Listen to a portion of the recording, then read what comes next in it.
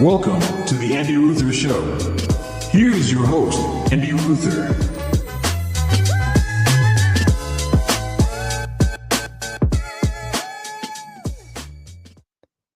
Welcome back to another episode of the Andy Ruther Show.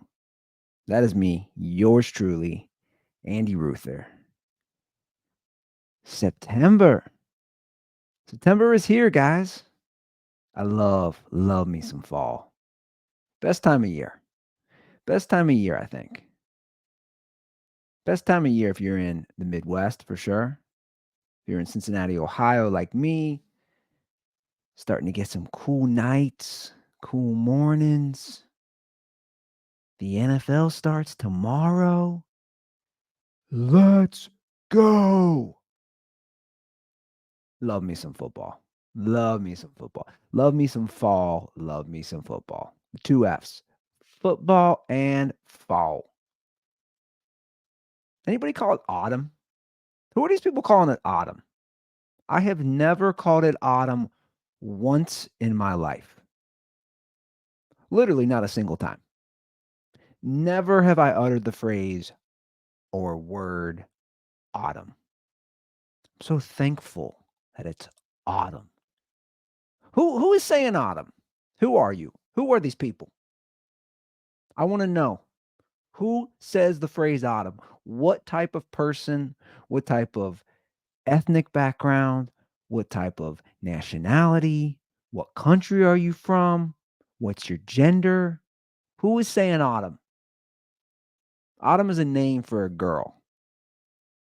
Perfectly acceptable name for a girl.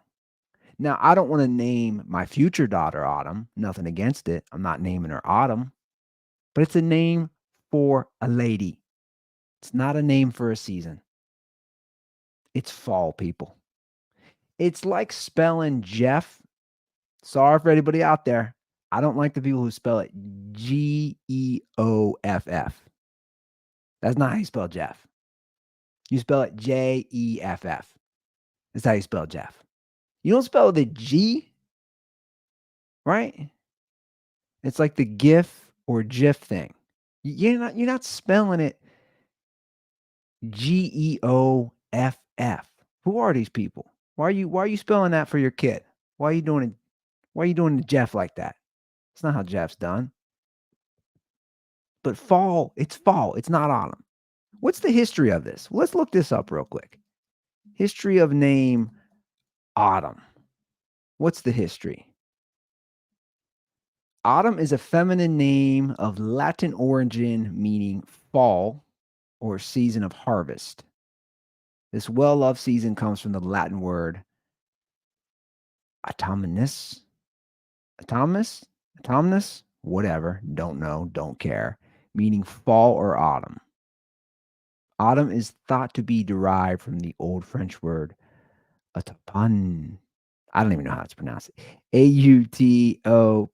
Autompne. I'm just saying, like, what was it originally called? Was it fall or I bet it was first autumn?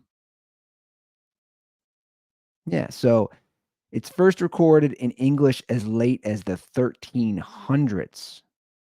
Interesting. Both Chaucer and Shakespeare used it in their works. The old Chaucer and Shakespeare. The old guys I used to actually have to read in college. Recording use of the word fall as the name of the third season of the year comes from as early as 1500s. As suspected, it was autumn, then fall. But let's just call it fall. Let's call it fall. Call it fall, people. Nobody out here calling it. You sus if you're calling it autumn. You sus. You use the term autumn. I don't trust you. Don't trust you for a bit. But it's a great season. Truly is. It's a great season. The air just feels crisp, feels different. It's always good to be outside, lighting a fire pit, roasting s'mores with the fam. All good stuff, Sitting out there looking at the stars, maybe eating an edible, Smoking a little J. You know what I'm talking about, son. Anyway, love me some fall. Favorite time of year. It's a shame that it lasts 3 days now. Like, I don't know, man. This weather's crazy. Like, we, like, don't have seasons. It's just like, "Oh, cool. It's a million degrees," and then you get fall for 3 days, and then it's winter, and then you don't get spring, and then it's summer. I don't know. It's crazy. It's crazy around here, but I'm very happy to finally get some cooler nights, excited to take Isla out to there's a big pumpkin farm by us called Burger Farm. You can do hay rides. You, of course, get your pumpkins to carve. They got all these different animals there. They got a puppet show,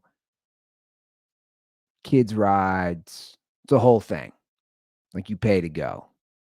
So we went last year, but she was too young. She couldn't appreciate it as much. She's gonna lose her mind this year.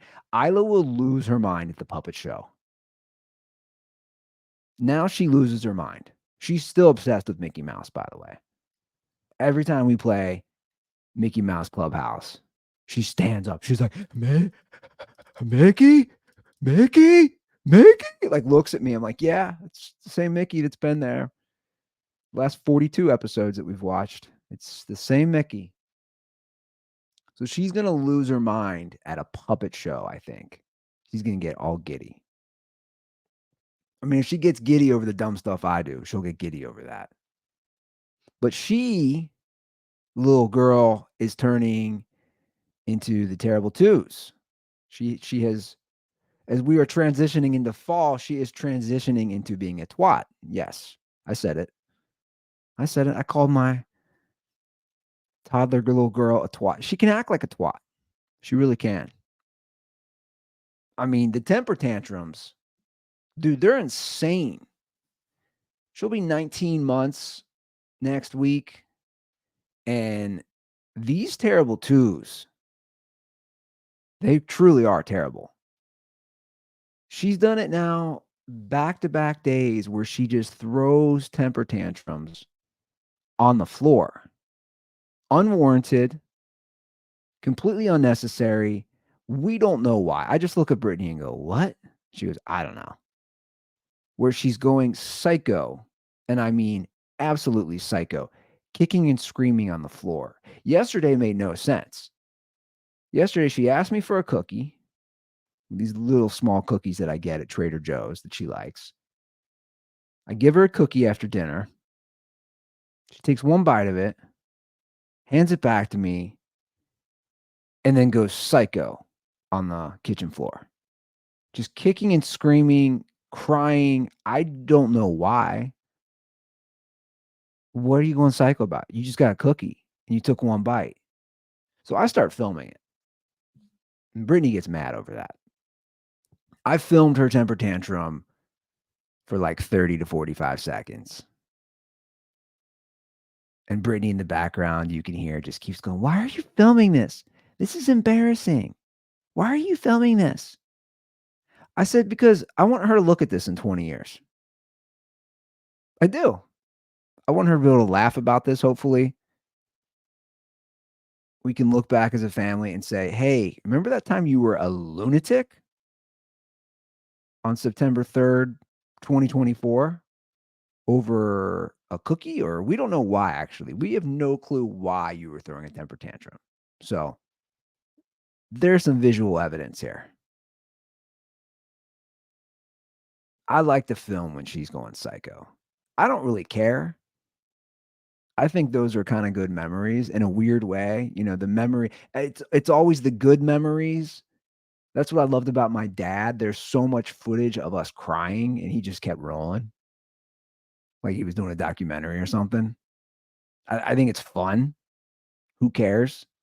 I'm not posting it. Oh, she would lose her mind if I posted this, which also makes me wanna post it. She'd be so embarrassed. She'd be so mad. She'd make me take it down. Like, if I played that on this show, she would lose her mind. Oh, wait, she doesn't listen or watch, so we should play it, shouldn't we? No, I'm not gonna do that. I'm not gonna do that just yet, but she was going psycho. But she said something that was probably right. She goes, "Don't give her attention." So she ended up sitting back down in her little chair, and I was trying to ask her what was wrong, and she wouldn't acknowledge me. And Brittany said, "Don't just ignore her. If she goes psycho like that, don't talk to her," which I need to learn. I need to do better of because I'll get on her. I will. I'll get on her. And maybe sometimes I'm too hard, even though she's young. Yeah, I can yell at her sometimes. Here's the problem, she'll listen when I yell at her, but then I feel bad. Like yesterday at dinner, she wouldn't stop touching her face and eyes and hair, and she was eating mac and cheese, and she's gonna be messy because she's a little kid, right? And that's what happens. So she's eating the mac and cheese with her hands, but then she's touching everything. I keep telling her to stop because my concern is she's gonna burn her eyeballs, like, it's gonna hurt, and you're just rubbing your face with mac and cheese hands, just covered in that Kraft cheese. You're gonna hurt yourself. So I got on her. I got on her pretty good at a certain point, and then she cried, but it wasn't a big cry. It was like the one tear Native American commercial. That one tear because the white man littered, right? It was that tear, which is even worse to see. Like, that's harder to see than just the crying. So then I felt kinda bad, but she also stopped rubbing her face and trying to rub her eyes with the mac and cheese hands. So it's like she's not gonna listen to me, but then I get on her and then she listens, but then I almost feel bad yelling at her. I don't know. I always listen. When my dad would yell, I would listen. That's when I knew my dad was for real. Because my dad, Walt, was pretty chill for the most part.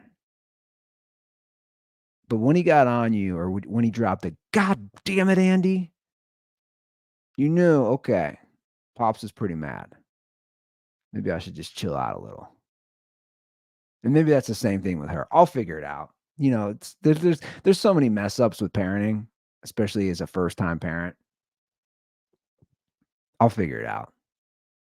And hopefully she figures it out too. Because there's no need to go psycho over a diaper change or over a cookie. Like, ain't nobody got time for that. No reason to go psycho. But yeah, she's already entered the terrible two stage. And again, first time parent, I'm stupid. I'm like, oh, she'll enter that right around two. Nope. She's a little over a year and a half. She's already entering that. So that'll be fun for the next 6 to 8 months dealing with that. Maybe even a year. Who knows? Who knows? So last week, I was going to do Karen's and Anderson. And then, as I said last week, if you listen to last episode, it came out that the second worst rated Taco Bell in the entire United States is right here in Cincinnati, right? So, based on Google reviews, the second worst Taco Bell is in Cincinnati. By the way, went to it. There'll be a video dropping on Friday. There'll be a full YouTube video, a video on Instagram, TikTok, a shorter version. The full version's good. So I think it's good. But we went, we filmed. Anyway, check that out. That'll be up on YouTube on Friday. But anyway, I was going to do Karen's and Anderson last week, but I ended up pushing it. And we actually have not done Karen's and Anderson in 9 episodes. So we haven't done it in over 2 months. So I got some funny ones from the last few months, just like 3 of them that I wanted to kind of catch up on. And let's do another segment of all these crazy Karens and Anderson. Going crazy and she's at it again, causing a scene out in public and steadily tripping, threatening to call the police for no legitimate reason. Why? Because they always trying to use their privilege. All right. So Karens and Anderson is back, and we're gonna start with one which is pretty funny because I'm reading it and I'm like, this is ridiculous. This was just a couple weeks ago. And then I realize it's somebody I'm related to posting. So this is who posted this? I'm not gonna. I blocked it out. But anyway, so this is under the Watchful Eyes in Anderson Township Facebook group. It's where I get some of these Karens. But I saw this and I'm reading it and I'm laughing. And then I see who posted it and I'm like, whoa, whoa, whoa. I'm related to this person. Now, I don't know how it technically works. It's my mom's niece, my mom's niece's kid. So I don't know how that would be related to me. So it's my mom's sister's kid. It's my mom's niece, and her son posted this, right? So I don't know if that makes me like a second cousin, third cousin. Guys, I don't know how this all works. This is like some Game of Thrones or House of Dragon shit. I don't know how it works, and I don't know if he listens. But if you listen, bro, you about to be put on Karens and Anderson because this is pretty ridiculous. So this is what he posted August 8th, so just 3 weeks ago. This goes out to the carload of teens that felt the need to shout at my young son and I on the sidewalk near the intersection of Salem and Beachmont around 11 p.m. this evening. Yes, this is the, in quotes, tweaker, crackhead, bum. I'm not going to say the word, but it rhymes with maggot and begins with an F. It is a slur towards the homosexual community. So you get what the word is. How about next time you have something to say, you get out of your car and say it instead of squealing tires out like they're a bunch of pussies? I'm sure your parents would be proud knowing that what you're that what you're out doing in the car mommy and daddy bought for you. The attitude and entitlement of teens in this area makes me sick. Not that I owe any explanation, but not everyone on a scooter/bike is some kind of crackhead bum. We actually have a 4-bedroom house right around the corner on Pattison with a driveway full of cars. My son and I ride bikes/scooters because it makes it easier for us to play Pokemon together. Obviously, your parents didn't do things like that with you, and it shows. With the guy, the security guard from The Last Dance emoji, the hands up. Okay, so this is what, again, I don't know if he's my second cousin, but like, dude, I hope you do listen to this show. I hope you know about it because, like, what are you doing? I have a lot of questions for you. I'm trying not to say his name. It's real hard. I just want to say his name. Like, what are you doing? What are you doing, bro? Well, first of all, I want to talk about that. You're out riding scooters with your kid at 11 p.m. Well, what are you doing, man? I know your kids. Like, I know the ages, around the ages. So first of all, like, you should be your kids should be in bed. If we really like, you're trying to go Karen on these teenagers, but like, why is your kid up? Why are you riding scooters around at 11 p.m.? That's my first question, right? So my second thing is, I don't know, why are the kids calling my cousin and his kid crackhead bums? I didn't know that riding scooters made you a crackhead. And take it from somebody who lived in Venice Beach. I know what a crackhead looks like. See this picture in back of me? See this? Can you guys see this? This beautiful photo that my mother took and I ended up framing when she was visiting me. This beautiful photo of nighttime Venice. That is where crackheads are in back of me. They are just circling. They're like mosquitoes at night. They just come out. They're attracted to the light.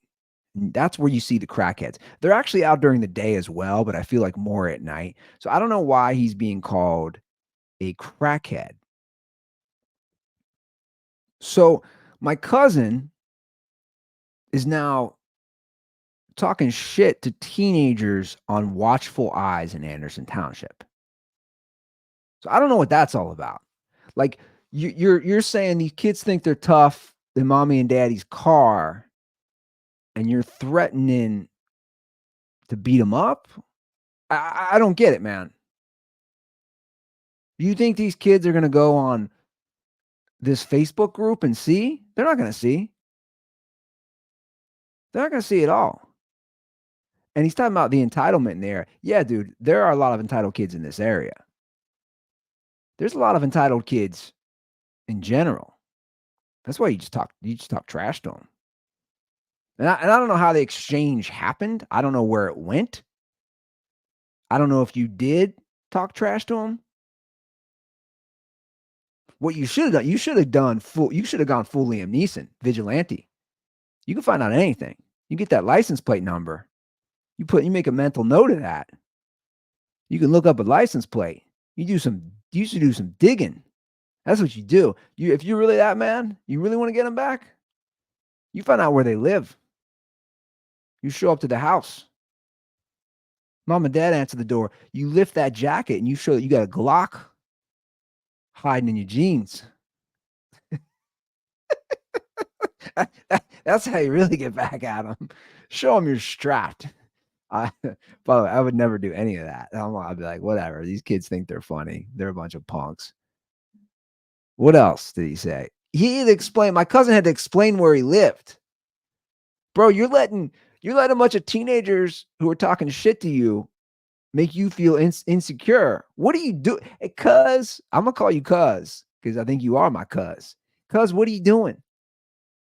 You got to say that you live in a 4-bedroom house by here? Cool. Who you trying to show off for, man? A bunch of loser teenagers? Because that's the truth, too. These teenagers are losers. Why are they driving around talking trash to a father and son on a Saturday night? You should be like finger banging a chick in a park or something. That's what you should be doing. Go get drunk. But these kids are losers too. I don't remember driving around in high school, and I wasn't the coolest kid or anything, but I wasn't driving around talking trash. Definitely wasn't doing that to just unsuspected strangers. These kids clearly have nothing to do. But look, man, don't go on watchful eyes in Anderson. What are you doing, man? Like, we're related. This is a bad look. We don't have the same last name. To be honest, thank God, because this would be embarrassing for the Ruther name that you're going on watchful eyes in Anderson Township. But what are you doing, bro? Just live your life with your kids. Come on. Come on, cuz.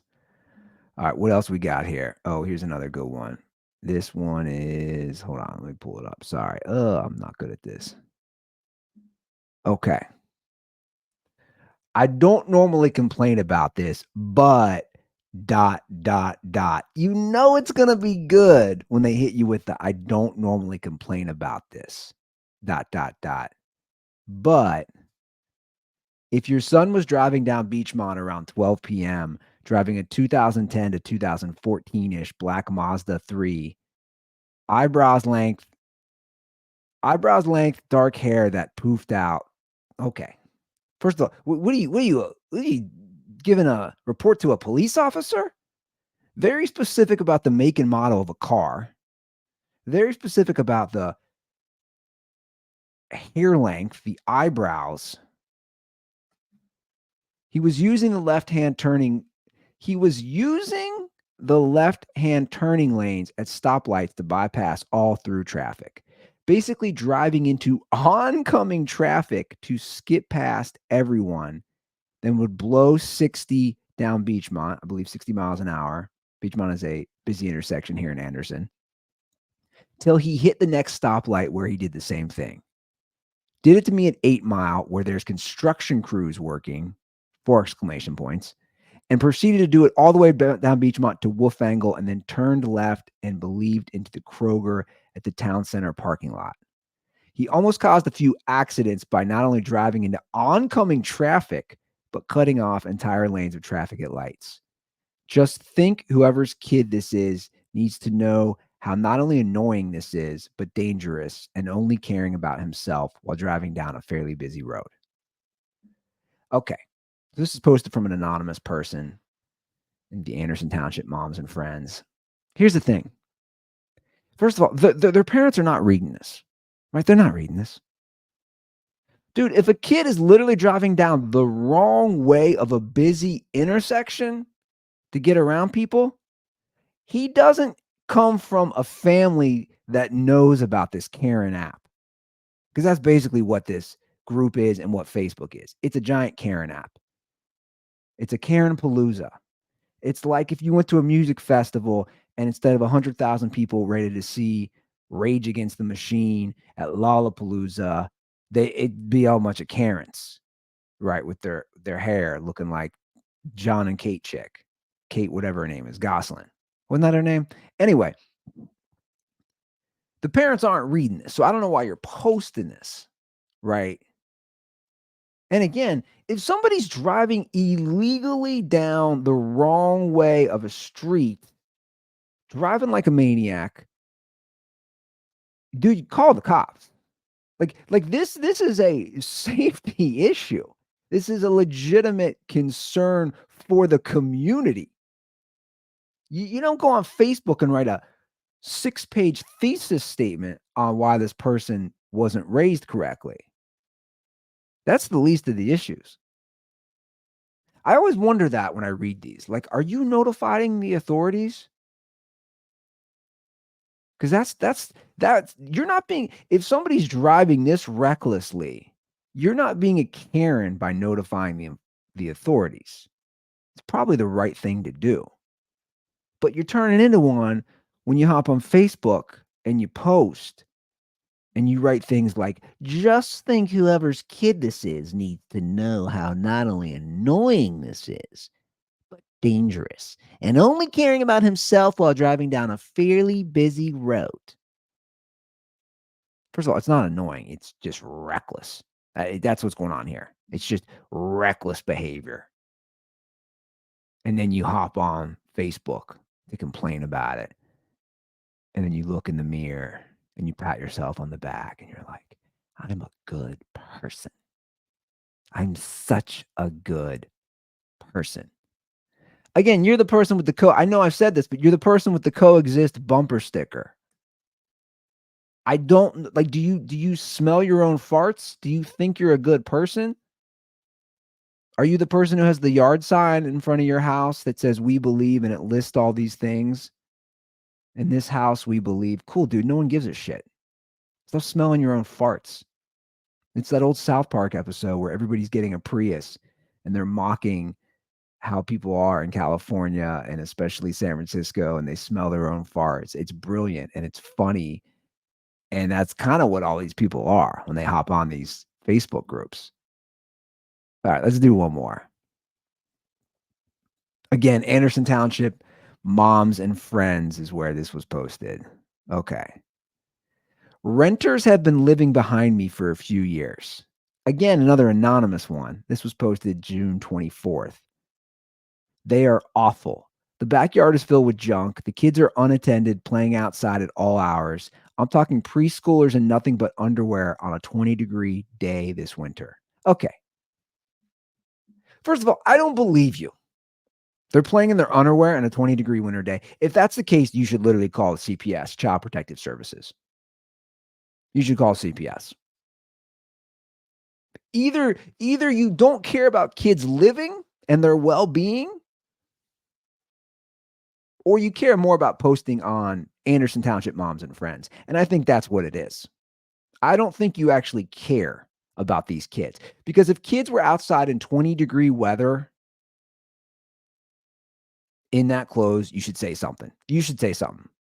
You should literally be like, hey, your kid might get seriously sick. Especially children. Their temperature can't drop. So I don't think you really care, nor do I actually think that this actually happened, because I'm calling bullshit. Anyway, let's continue. The dog barks nonstop, is aggressive and territorial. It sees us inside our own house and continually barks at us every time we sit down to eat at the table by the patio door. We're to the point that we don't even spend time in our own backyard anymore. Wow. You guys are getting cucked. You're getting cucked by neighbors. Wow, that's pathetic. Have you seen The Middle? Question mark. Is that Malcolm in the Middle? They're worse than the Glossners. I don't know. They've lost me here. Is that Malcolm in the Middle? Anyway, I'll proceed. The homeowner has been contacted by other neighbors to inform her of the situation. The neighbor is a realtor who even offered to find her new renters that would pay more or a buyer. The owner doesn't care because they pay their rent on time, so she declined the offer. Several neighbors have called the police to complain about the dog. That puts a temporary band-aid on things, but it's a constant issue. We don't have an HOA. There's zero chance I would approach the renters in hopes of having a neighborly chat. They are clearly not at the level of maturity, or we wouldn't be in this situation. Other than the privacy fence we are planning to install, is there anything we can do? Yeah. Vigilante justice. Like, have you not seen a Liam Neeson movie or a Denzel Washington? Man on Fire? John Wick? Sometimes you just got to take things into your own hands, lady. I'm assuming a lady wrote this. It's another anonymous post. I'm basing everything on context clues that it's a lady. Here's the thing, guys. Sometimes you got to just take things into your own hands. I'm not saying you should do something illegal. There are ways to fuck with people. I'm just saying there are ways to mess with people. There's things you can do. Get creative. If somebody's messing with you. You know, here's a prime example. And I don't know if this is related, and it might be completely unrelated, I mean. So we're all getting these, what I'm trying to say is we're all getting these like spam calls, right? I've talked about it on the show. I get them all the damn time, the spam calls. And my thing about anything in life, I always say is, what is the end game? Now, I know the spam calls, it's a numbers game. They're going to trick some old person and embezzle money from them or steal. It's really sad. But what's the end game? So anyway, about a few weeks ago, I'm getting a lot of calls one day.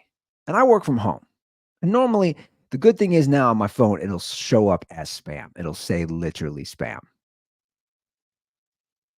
But I pick up one day and I'm talking to this guy.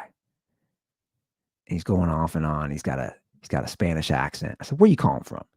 He ends up admitting that he's calling from somewhere in Florida. Because I tricked him into admitting where he was calling from. And basically, he keeps talking to me. I'm saying that to him. Yo, bro, what's your fucking end game here, man? What's your end game? What's the move? And I start talking trash to him, and I start telling him he's a terrible person and you're taking advantage of old people and you're awful. And then he tries to start lecturing me. So literally I'm getting into it with a scam artist telemarketer on the phone. Yeah. I had a few minutes to waste that day, clearly. So we're getting into it, and I'm saying he's a loser and this and that. And he won't hang up, but finally he hangs up after maybe about 5 minutes of me just laying into him. I said, I'm going to call this number back. I'm going to take it into my own hands. I call it back. A different scam artist answers. I do the reverse of what they were doing to me. They were calling me to offer me a business loan, right? They lure people in, they trick them, they give them their information, they get access to their banking, whatever it is. I did the reverse, and I call back, and the woman answers, and I say, "Hey, I'm Thomas Jefferson." I don't know why I chose Thomas Jefferson, but I said, "I'm Thomas Jefferson. I'm here with Lincoln Financial. I'm here to offer you a very low fixed rate on a business loan." I don't know why I chose former presidents, Thomas Jefferson, Lincoln Financial. Regardless, she was so confused. And she goes, "What?" And then she even said, "How'd you get this number?" I go, "I have your number." I said, "You guys clearly need money." So I'm messing with them, right? I said, "Because you guys have called me, you need money. You need a business loan. I can offer you a business loan." Now, she doesn't know I talked to one of her scam artist friends. She's very confused. And then she starts asking me, "How'd you get this number?" Which is weird. So here's what I do, guys. For the next hour, Yes, I wasted an hour out of my day.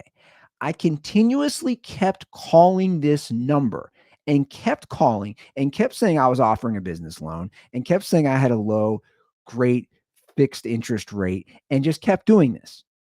And then it got to the point they kept kicking me back to the initial guy who called me. So they're obviously talking, hey, this guy won't stop calling us. And then he started getting very angry with me. And he said, it was pretty funny. At one point, he said, okay, Andrew, you won. So he had my name, he had my information. Okay, Andrew, you won. Stop calling. And I kept saying, what are you talking about? I'm not going to stop calling. You called me first. I will continue to call you. I'm not going to stop.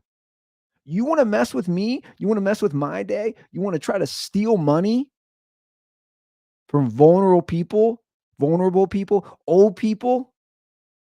No, dude, I'm gonna do fire with fire right here. I'm gonna keep calling you. And I kept calling him. And then at the very end, he was like, you're a loser, man. Do something with your life.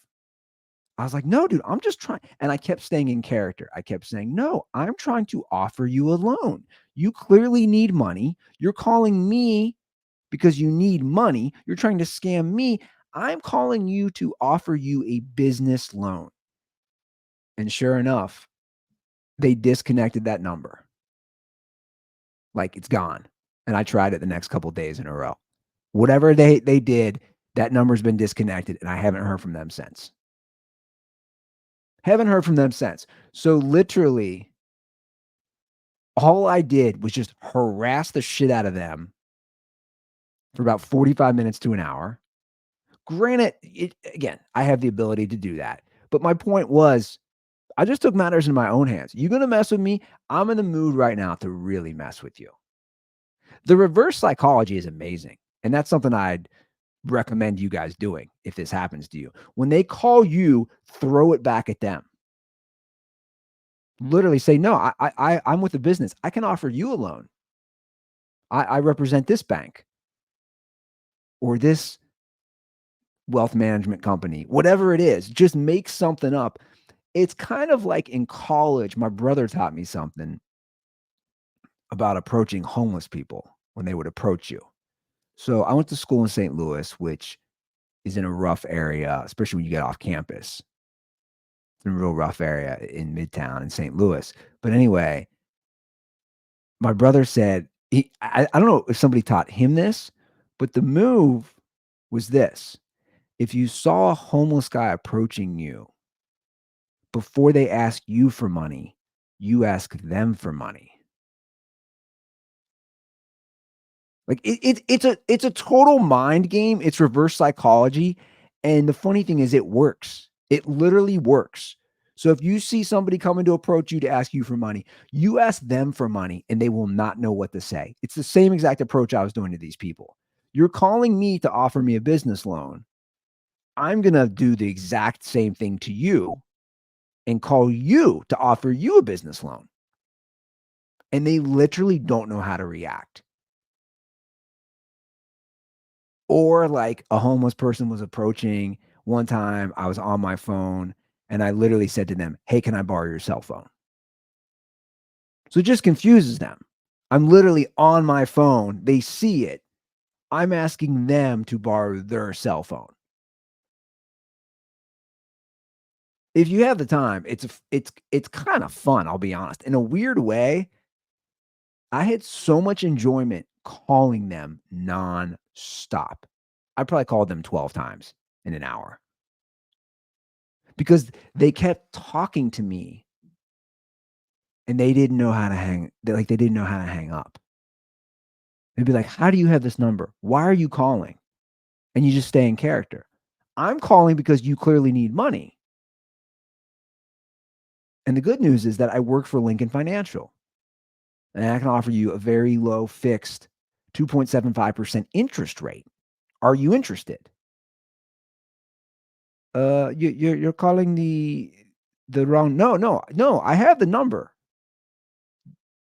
Blah blah blah. This number. I have this. You're on my list of contacts. I know I've said this. I need to actually record these because I think they'd be funny. Like just record these on my computer and have it on speaker and just watch the exchanges. Because again, people don't know how to react. Try it. The next time a homeless person approaches you, before they get close enough to you, you ask them for money. They literally will not know what, their head will explode. They won't know what to do. Ask them if you can borrow some change. Ask them if they could spare you $1 or $2. So, guys, the moral of the story is, to go back to these Karenitas and these Karens of Anderson, just take matters into your own hands. Just take them into your own hands. Okay, so you have a neighbor who has obnoxious dogs. They're disgusting. Just take it into your own hands. There are things you can do. There are things you can do that could remedy the situation. You could for sure call authorities, and I don't know how much they can do. There's probably a limit to what they can do. But there are things you can do. Right? Like, I don't know, maybe take a big dump, throw it in their yard. I mean, what are we doing here, guys? I mean, I know I sound ridiculous. You know what my brother did once? You know what my brother did? I'm not going to name names. I have 4 brothers, so you can take your guess if you know my brothers. At one of my brother's old houses, some Karen in his neighborhood put up signs in like everybody's yard or all over the neighborhood about people picking up their dog poop. So my brother, for the record, always has picked up his dog poop. This wasn't him. He wasn't one of those people.